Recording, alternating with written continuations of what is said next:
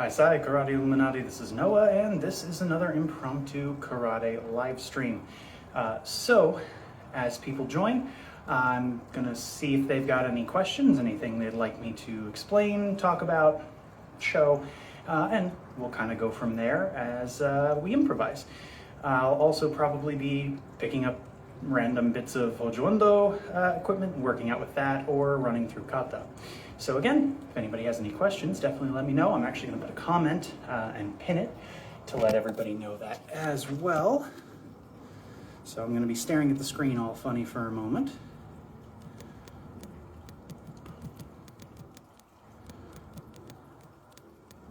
So we'll post that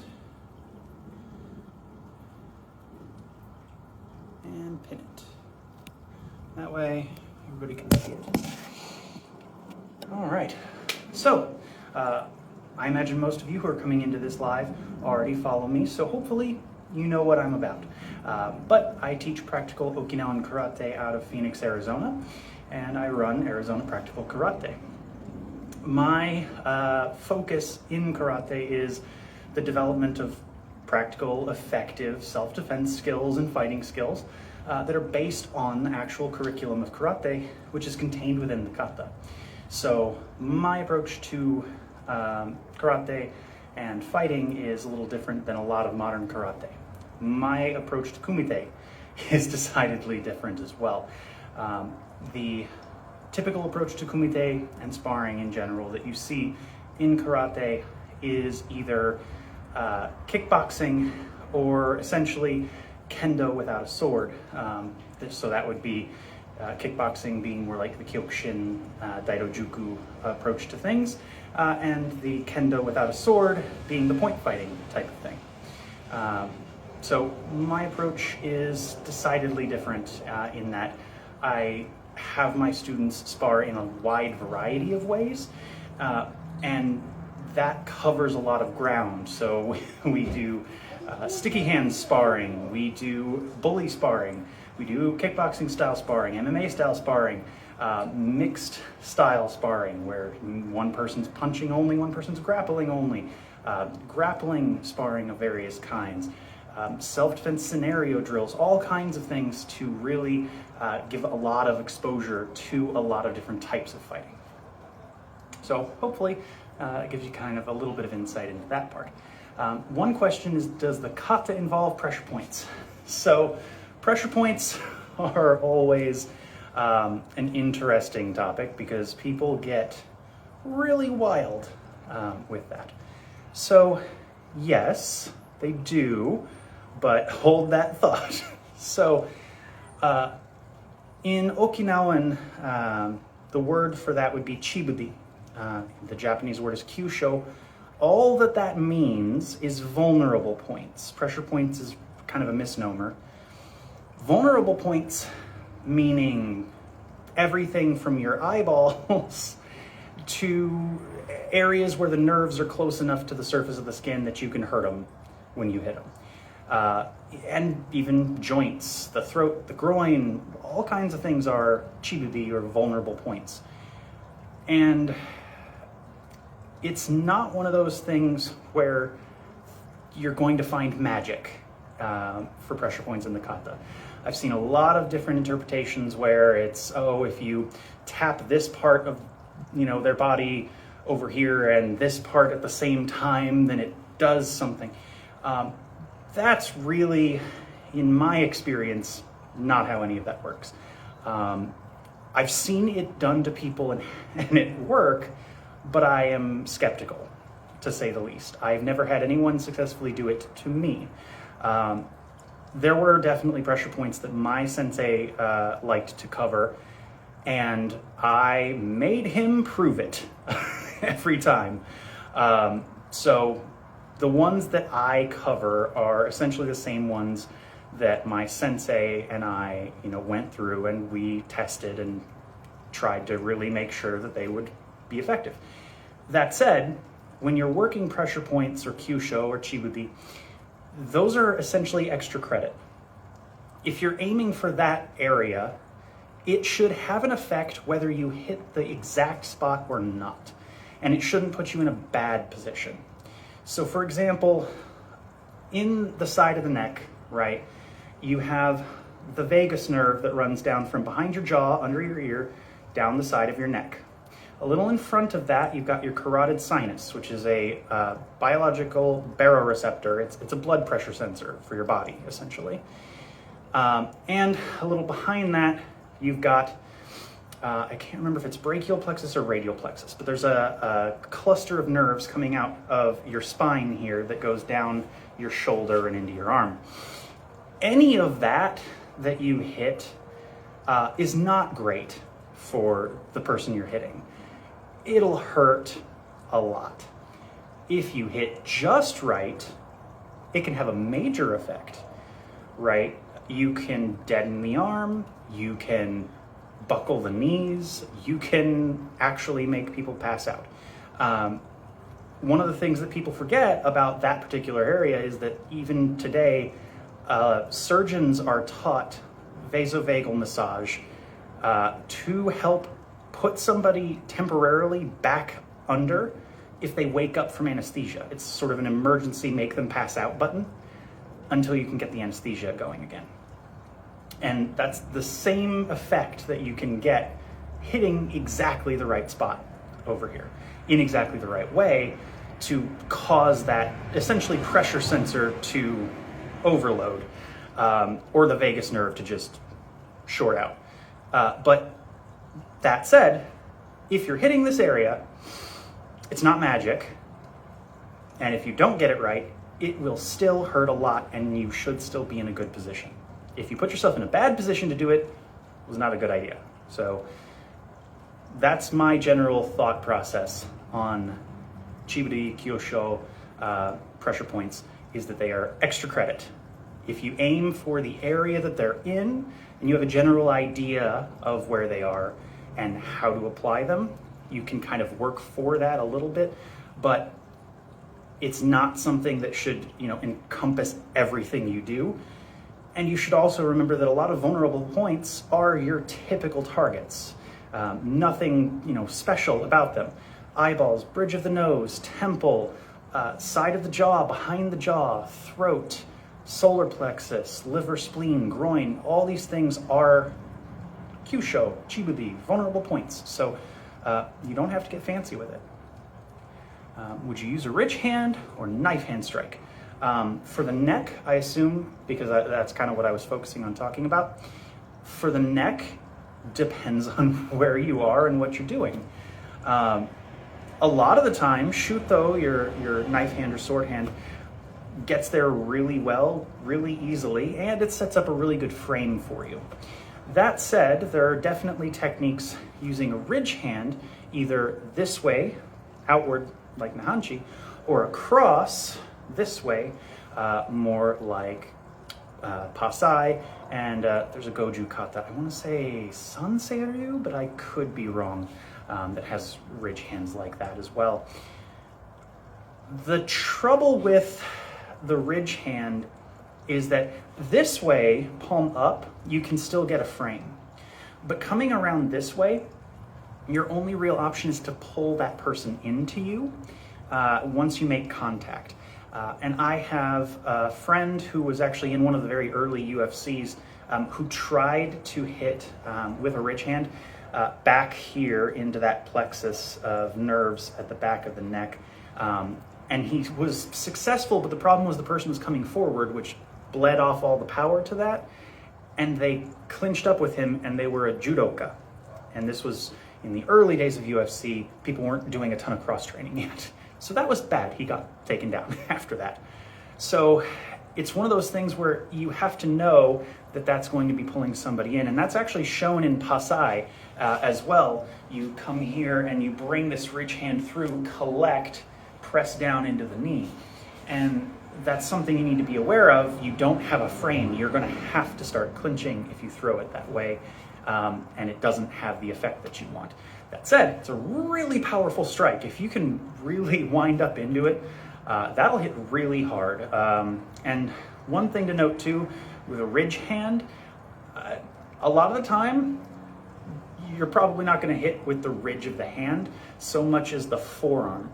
and turn it into a koteuchi, a forearm strike, which is honestly my preference for ridge hand type strikes.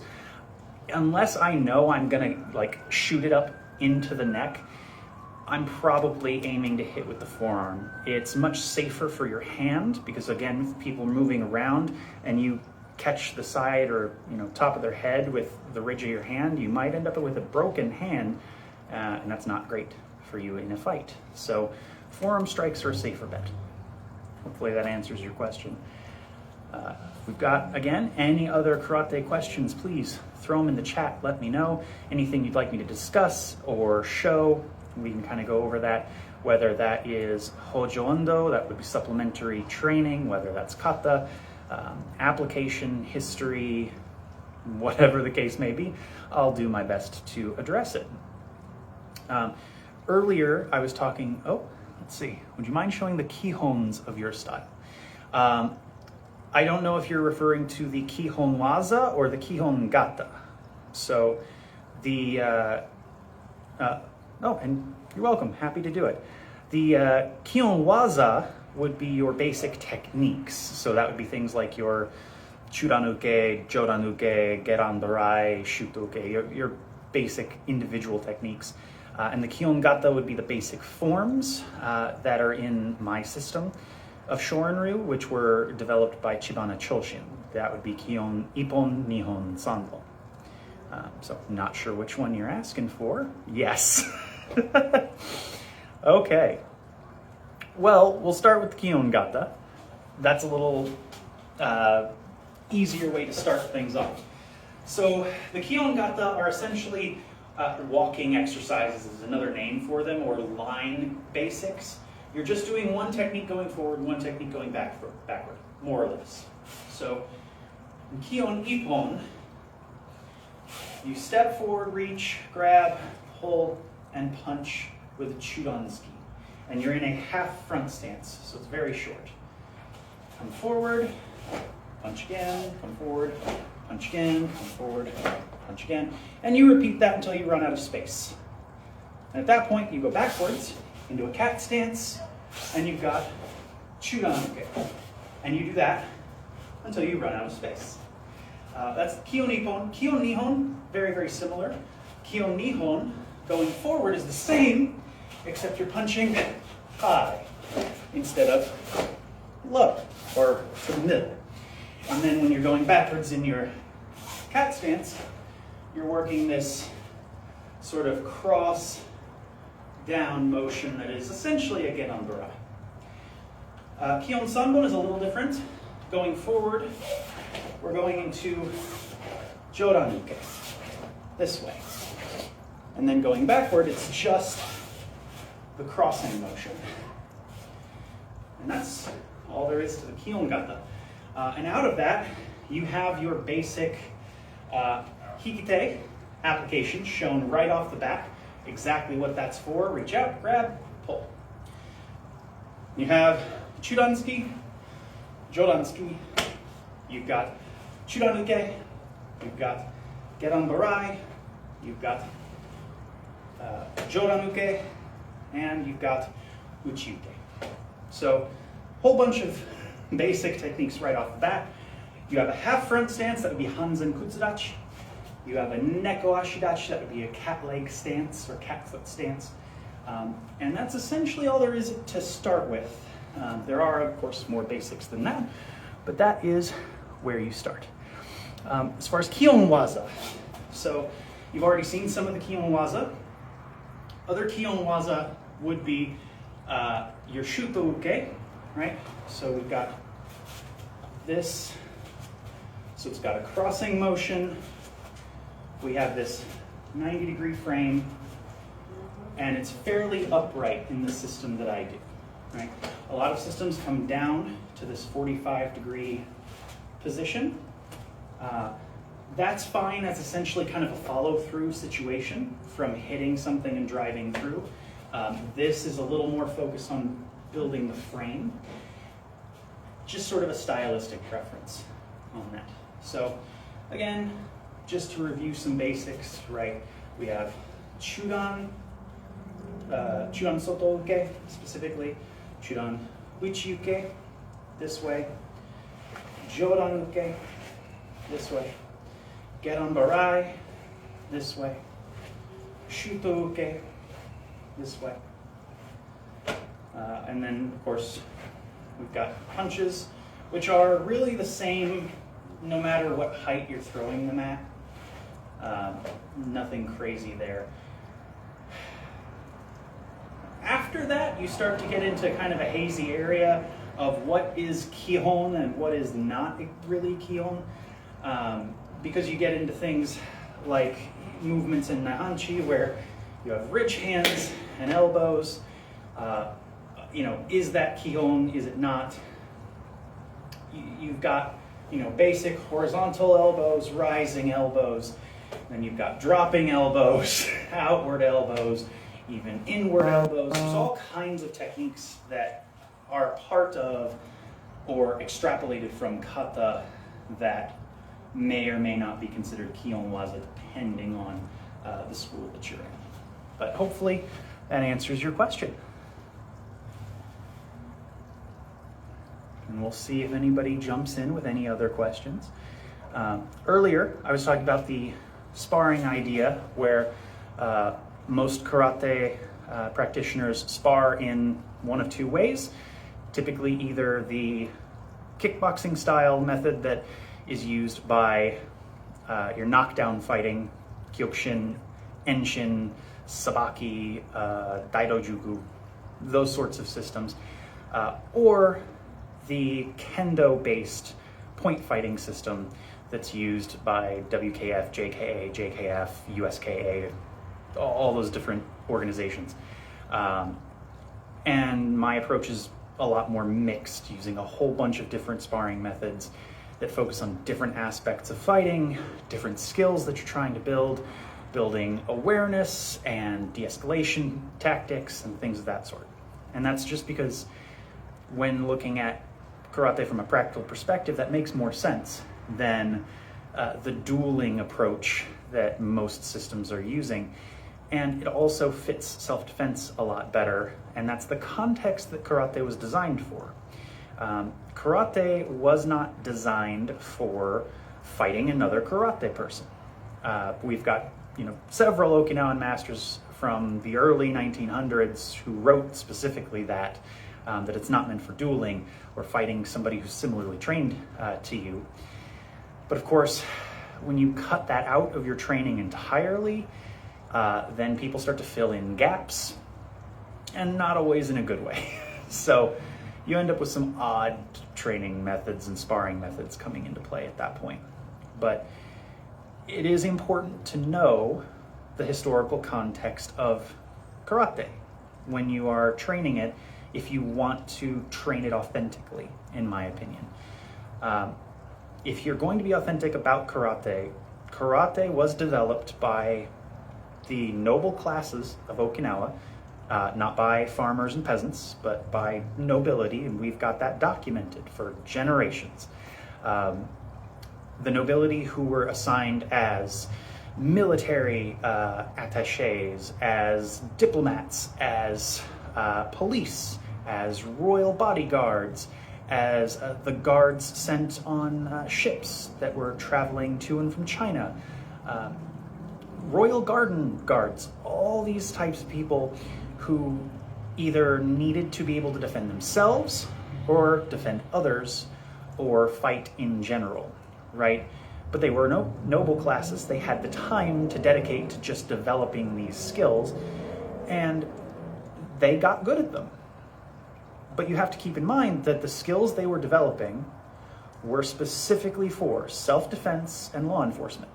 Essentially, that's the context karate was built for. And so, of course, if you start looking at karate from a kickboxing perspective, it's going to be lacking. It wasn't built for that, right? Karate was essentially like the Krav Maga of its time, in a way.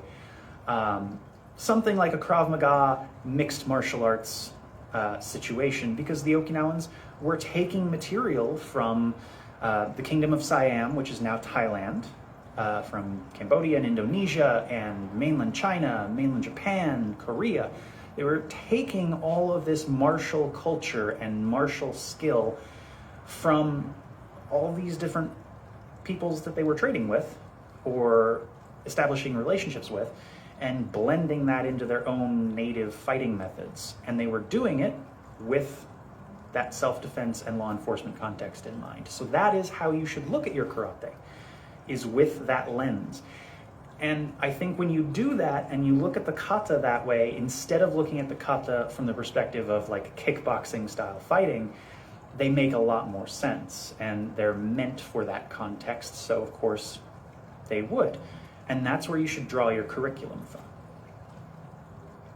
I practice Hapkido. How would you compare the two styles? I know karate has a rich history and would love to learn karate, just don't know I'm able at this age. Well, I can assure you, you can learn karate at any age. I have trained with people who are in their 80s. You can train karate regardless of your age. So don't worry about that. As far as how Hapkido and karate compare, Hapkido, and admittedly I'm not fully versed on Hapkido history specifically, but as far as I understand it, Hapkido was either Shudokan or Shotokan based. So that would be either Shudokan was Kanken Toyama, and Shotokan, of course, was Funakoshi Gichin. And it was based on that and then kind of mixed with Aikido methods. And I'm not sure if that was directly Aikido, but I think it was.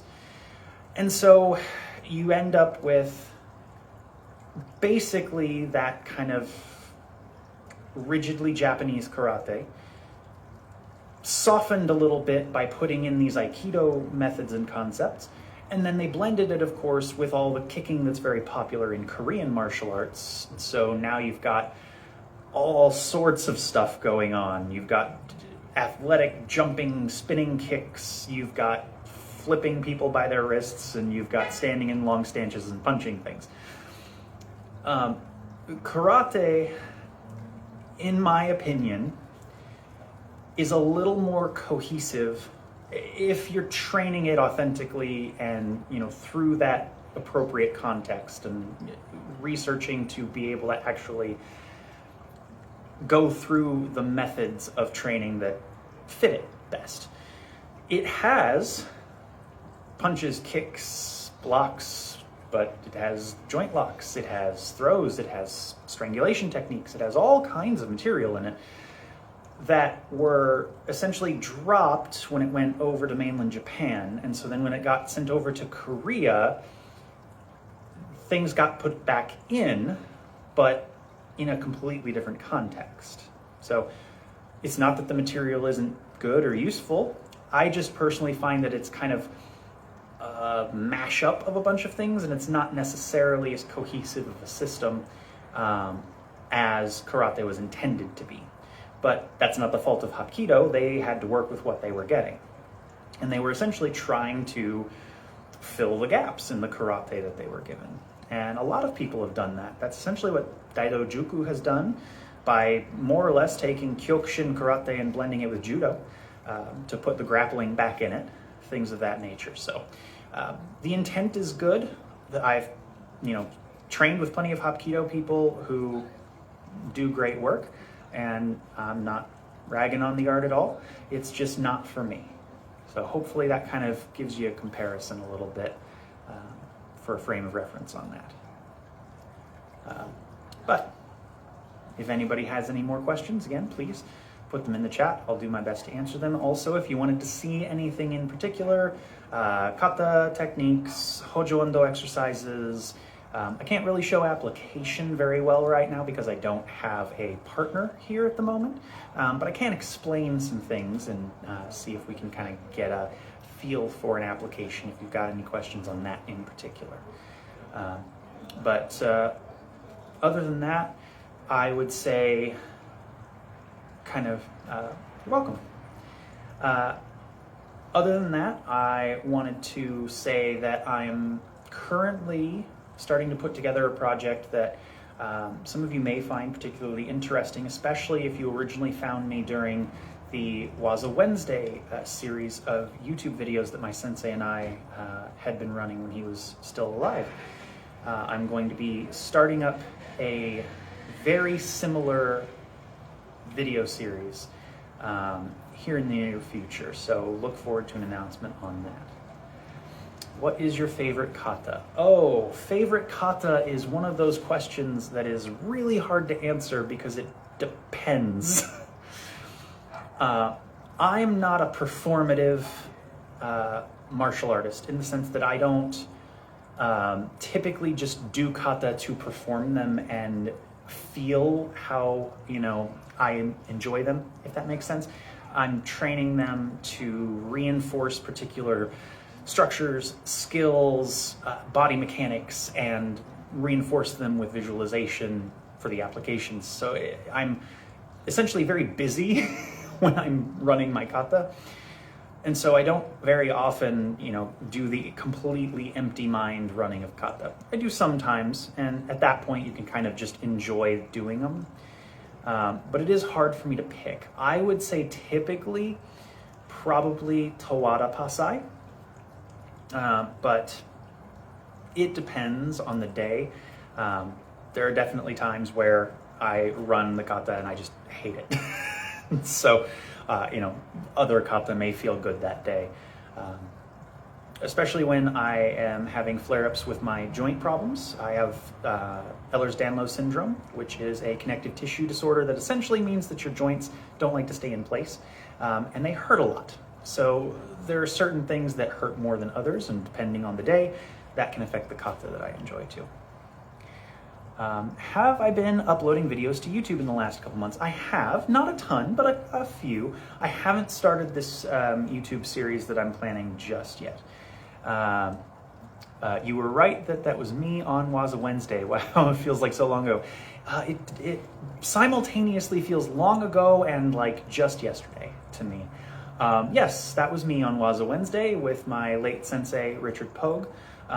He and I brainstormed that idea, probably it was 2013, 2014, I think, that we started that process. And it came a long way, and it was really well received. We were really excited and happy about how that was working, and we were really excited to carry that forward. So at the time after he passed, the dojo that he had run, myself and some of the other black belts there, kind of kept that going for a year, and then we kind of laid it to rest. When I start my new video series, I'm not calling it Waza Wednesday, but it is certainly inspired by my work with my late sensei on that project. Let's see, we have several questions. Okay. What is your style or one you draw the most influence from? So my primary style is Shorin-ryu, specifically the Kobayashi branch of Shorin-ryu that was founded by Chibana Choshin. So Chibana lineage Shorin-ryu, Chibana Ha Shorin-ryu, however you want to call it.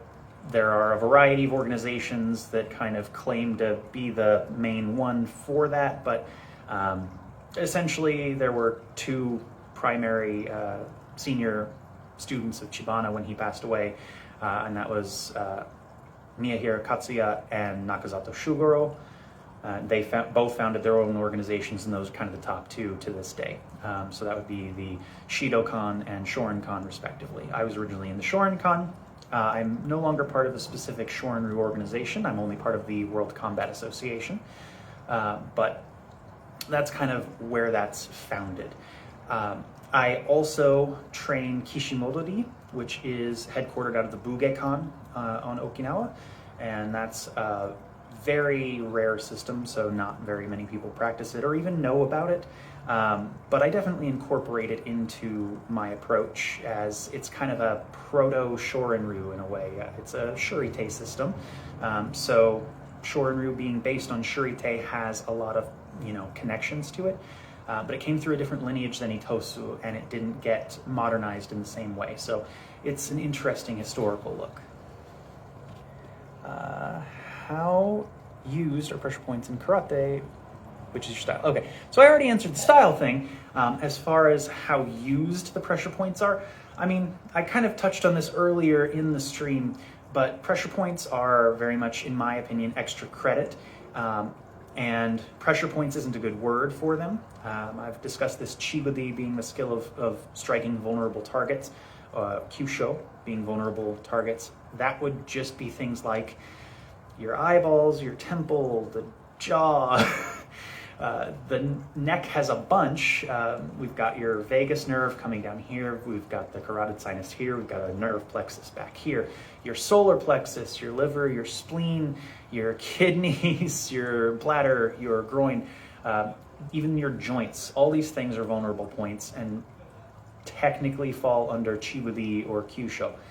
There's nothing magic about it. You can certainly do some surprising things with them, but they should essentially be extra credit. You should be trying to do things that will have an effect regardless of whether you hit this tiny little pinpoint thing in the exact right way. Because if you focus so much on doing that and it misses and doesn't work, you can be in a lot of trouble. So you should always be in a good position when you do those things, and you should be doing techniques that will have an effect whether the pressure point works or not. The pressure point should just make it easier, is basically how that goes. How would you apply a kata? That is an incredibly broad question. I would need some specifics on that question, because that is just hugely broad. The general answer to that would be applying the kata in a variety of different self-defense situations. Not necessarily directly, but the thing about kata is that it's a template, right? It's giving you the template for the material you should be working with a partner. So it's saying, hey, you need to get sideways and you can use these motions when, you're at this angle. You then need to experiment with that with a partner on how that works for you and whether you need to adjust distancing, angles, grips, positions, that sort of thing. So in general, for self-defense is how you would apply it, through that lens of, developing it for self-protection and law enforcement, because those are the two things that it was really built for, and working through the kata from there. So if you have a specific thing you'd like me to go over, I can try and do that a little bit. But as far as something broad, I can only really give you a broad answer. How has karate evolved in the last years? Well, over the last 30 years or so, there's been a pretty significant kind of renaissance in karate as far as my type of approach, bringing it back to how it was originally supposed to be trained, with that self-defense and law enforcement context at the forefront, and using the kata as the curriculum, rather than having these disconnected kihon, kata, and kumite concepts that are in modern karate today. And so that's been kind of a slowly growing movement. I would say that there's also, on the sport side of things, been a significant shift from trying to emulate some kind of fighting to really just playing tag in sport kumite.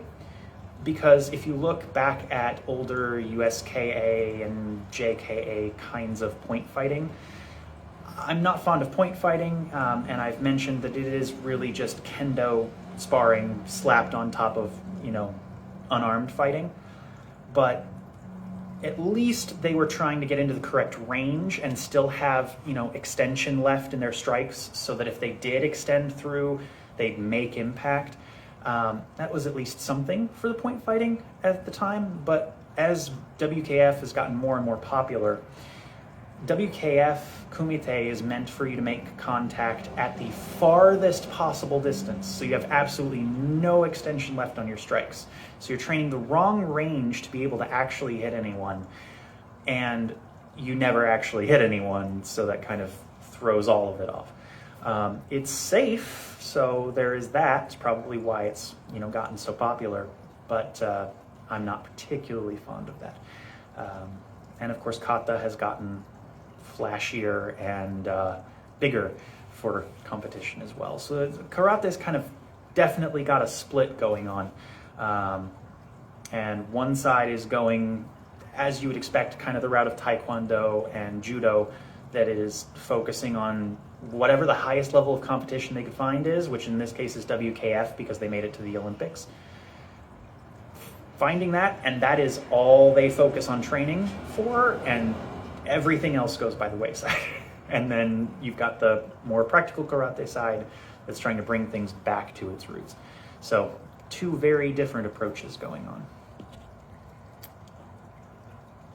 All right. Really hard time kicking, chamber it, the knee comes down, things get very hard. And you're welcome. Chambering kicks is a difficult thing for a lot of people for a lot of reasons. I find that usually the biggest reason is your hip flexors are weak. And that's not really surprising. I mean, a lot of us spend a lot of the day sitting down. You don't need to use your hip flexors. They're tiny little muscles around your hips that are responsible for doing things like this, right? And turning your leg around and doing all kinds of small adjustments. If we were climbing, for example, rock climbing is a good example, you're going to use those a lot because you have to constantly lift your legs up and extend them and twist them to try and get into the positions you need. And so karate is very similar when you're starting to get into kicks because you have to have your hips engaged in what you're doing. So if you were going to throw front kicks, for example, you can just, try and swing it out there. But to really engage your hip, you need to drive in, which means you have to lift higher and then push forward. And that's not an easy thing to do if you have tight or weak hip flexors. So there's a variety of different kind of mobility exercises that I like to do for that. Obviously, the easy warm-up one that most people are probably already familiar with is high knees. You set your hands at a certain height to start with, because then you can kind of measure how high you can go, and you just sort of work them up higher, right? A simple warm-up exercise, you're just lifting your knees as high as you can. I recommend doing them to the sides too, which looks a little odd, right? We're doing these lifts to the side. Also doing arcs, kind of like crescent kicks, right? They don't have to be high. You just need to get your hip to lift your knee into essentially a flat chambered position to start with. My warm-ups consist of a variety of things when I start a class, but one of them is actually just a warm-up for hip flexors as well. That is just set one foot out, plant the heel, and pivot your leg on your heel. Now, when you do this, it's important that you're not moving just your foot. You need to actually move your entire leg from the femur down, and you'll start to warm up these little muscles. You can get into things like Spider-Man push-ups and stretches as well, but that's kind of a good starting point for loosening these up and strengthening them to get you going.